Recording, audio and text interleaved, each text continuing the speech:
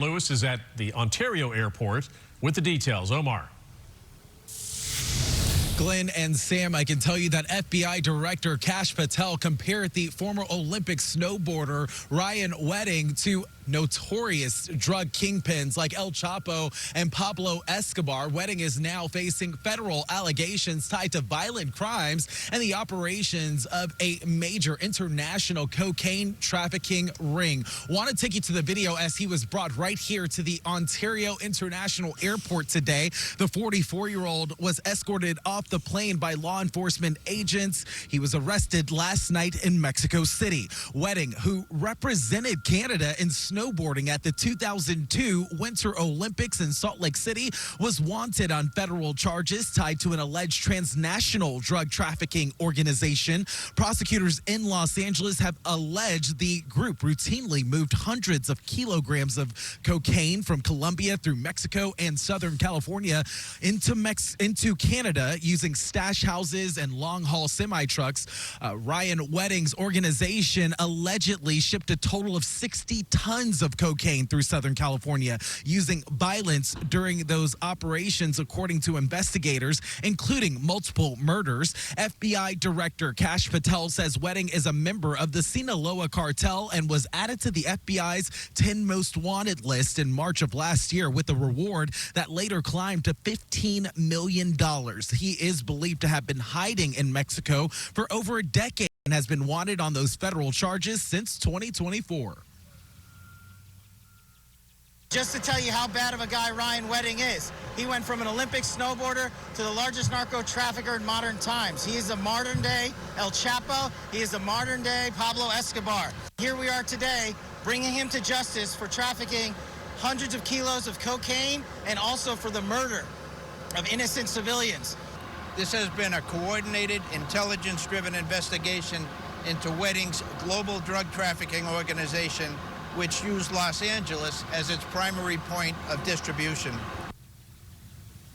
In an unsealed indictment from last year, prosecutors also accused Wedding of orchestrating the killing of a federal witness. Law enforcement officials not laying out exactly how he was captured and taken into custody in Mexico, but we do know a total of 36 people are now in custody in connection to this same drug organization. Authorities are still looking for other suspects tied to the case, and the State Department is offering a $2 million award for information that leads to the arrest of those other suspects. Right now, Ryan Wedding is in the custody of the LAPD. He will face a federal court judge in LA on Monday afternoon.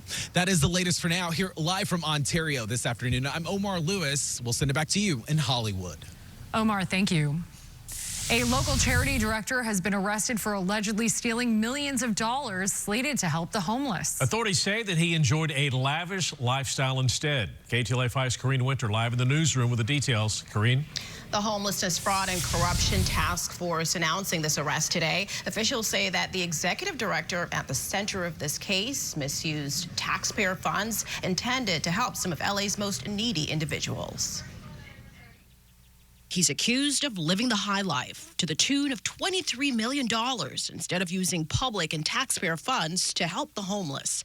That's according to federal and local officials who this morning arrested 42-year-old Alexander Sufer of Westwood at his multi-million-dollar home. He lied to investigators when confronted. He provided fake invoices to make it appear that the payments to third vendors were legitimate. They were not. Sufer is the executive director of the charity Abundant Blessings and was given tens of millions of dollars in funds between 2018 and 2025 to feed and house roughly 600 individuals across the greater LA area. That meant providing 3 nutritious meals a day. Instead, the Assistant U.S. Attorney Bill Asaley alleges Sufer gave them this microwavable ramen. This is what he was providing, ramen noodles and a microwave.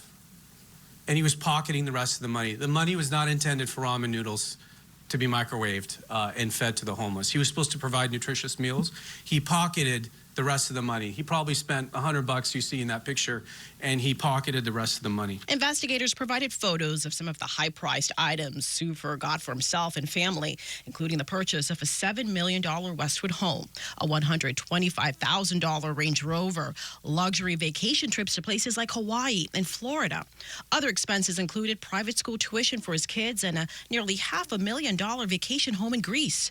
Sufer allegedly lied to the Los Angeles Homeless Service Authority on how he was directing the money. This is a case full of lies, deceit, and pilfering money intended on addressing one of the most prolific problems in Los Angeles County. There is not just a federal investigation, but one at the local level that District Attorney Nathan Hochman outlined. The DA's office conducted an independent parallel investigation with the U.S. Attorney's Office, with both having overlapping jurisdiction in this case. At the federal level, Sufer is facing wire fraud charges. At the local level, his charges include forgery, where he faces up to 17 years in prison. Rather than admit that he did something wrong and hand the money back, he doubled down on his crimes, first stating that he actually provided this money. Then he tripled down on his crimes, submitting fake invoices. And when he's confronted by the auditors about the fake invoices, he quadruples down and submits different fake invoices. Officials say they've investigated 2 other alleged fraud cases regarding funds meant for the homeless that were misused,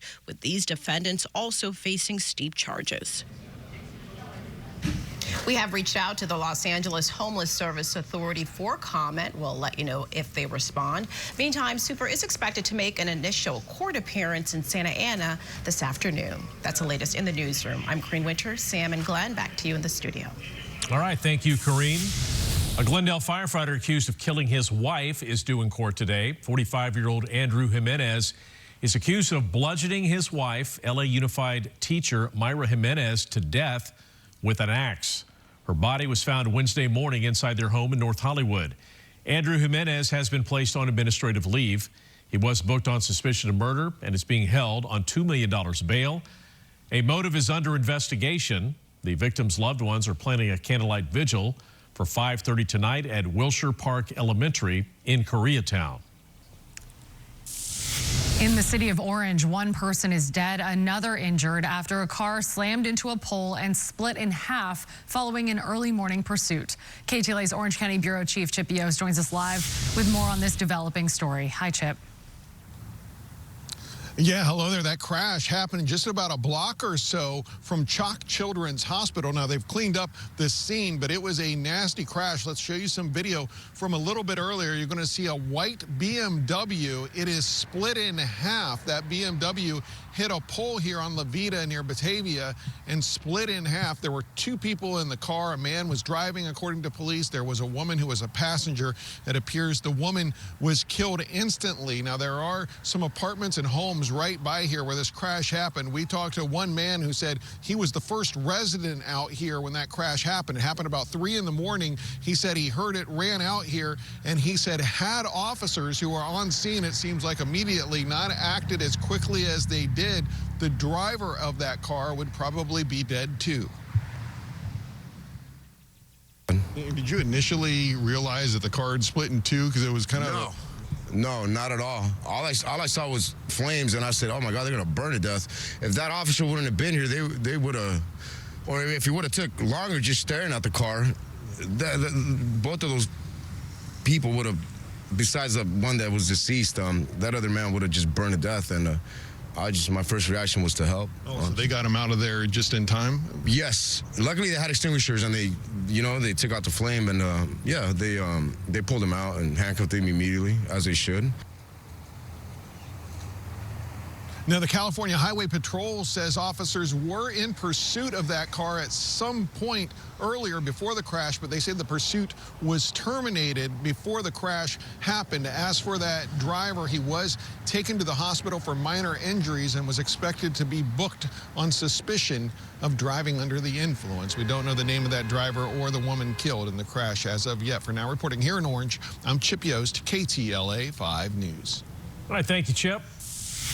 Well, 2 people are injured after a vehicle drove off a freeway exit ramp and into a home in Pacoima. This happened on Branford Street near the 5 freeway shortly after midnight. The car ended up lodged in the living room. 2 people, including the driver and a person inside the home, were taken to the hospital in an unknown condition. The cause of the crash is under investigation. LAFD crews were able to remove the car from the home. Although there is no drought in California for the time being, officials are looking ahead to the future with construction of a new water project. Ground was broken on feeder pump stations that will allow the Metropolitan Water District to divert water from the Colorado River to communities which rely on the state water project when needed. The plan also includes water from Diamond Valley Lake in Hemet.